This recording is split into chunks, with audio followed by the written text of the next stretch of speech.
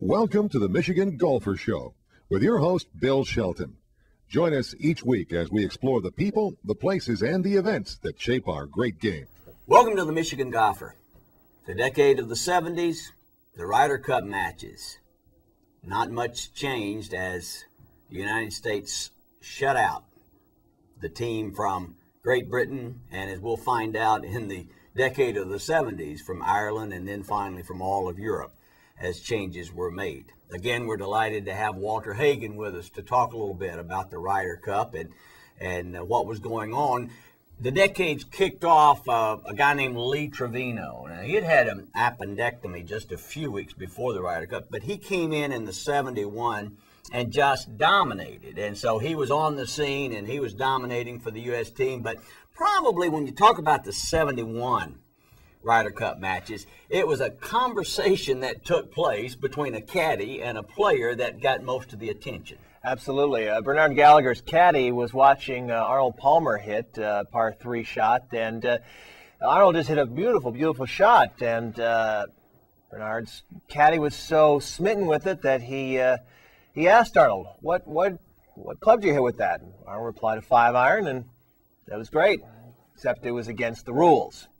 Not supposed to be able to do that in match play, and as a result, the match had to be forfeited. But the rules are there for a purpose, and unfortunately, he was so smitten with the way Palmer hit the shot that he asked, and he got the information he wanted, but not the result. Well, that's true, and so once again, the United States team in 1971 wins the Ryder Cup. Well, in 1973, another adjustment, and one of the things you can say for the Ryder Cup format, both in the way the matches that were played, the scoring, and the competitors, was changes were made at numerous times throughout the history of the Ryder Cups to make sure that it was a competitive event. In 1973, two things were different. First of all, the matches were played in Scotland, and secondly, players from Ireland could participate on the British team as it was beginning to take on a different flavor than the typical Great Britain concept that we had known through all of the years.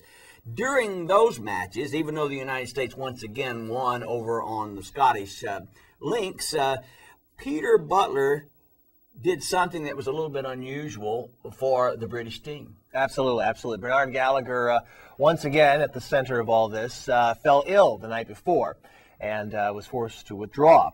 An hour and a half before the tournament was to begin, Peter Butler was awakened and told he was going to be playing. He's not known for very much as far as match play in the Ryder Cup, but he is known for being the only person to score a hole-in-one at that time. It was not enough, obviously, as the 1973 matches went to the United States team again. So in 1975, we come back to, of course, Laurel Valley, which Arnold Palmer's father had been a part of that course, a greenskeeper, superintendent, and certainly Arnold still enjoys playing that course. And for those of us who've had that opportunity, it's a gorgeous golf course in Pennsylvania.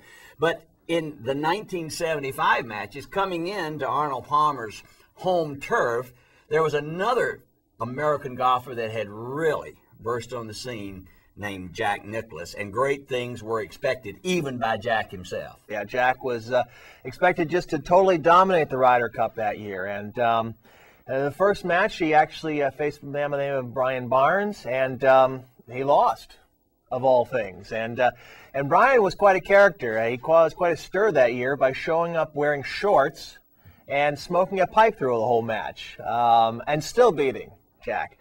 Well, it was the last day of the match, and the Americans were pretty much well ahead, and Arnold wanted to stir up a little fight in Jack, so he called him out, and he said, "This Brit here is lording it up here on you, really showing you up here." Well, that got Jack's competitive blood boiling, and he came up to Brian, and he said, "I'm gonna beat you today."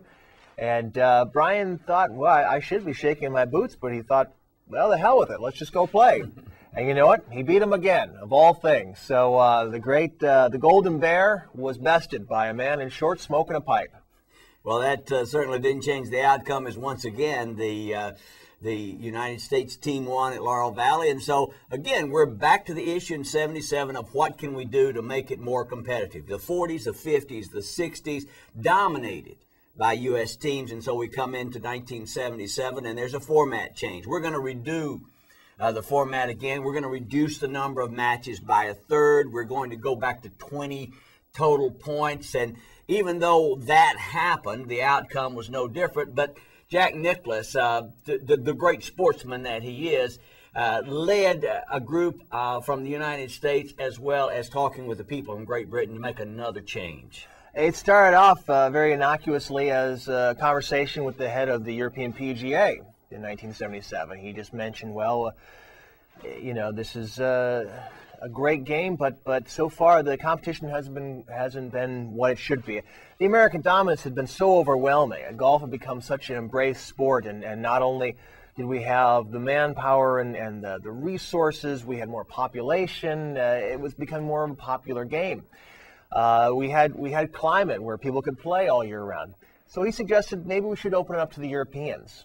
Well, that sat quite well with the PGA head of the European area, so they took it up, and in '79, that's exactly what happened. Well, even with that change, the American team still dominated, although the point system was changed one more time to the 28 points that I think most of us are familiar with today, as they have the 4 of each of the categories.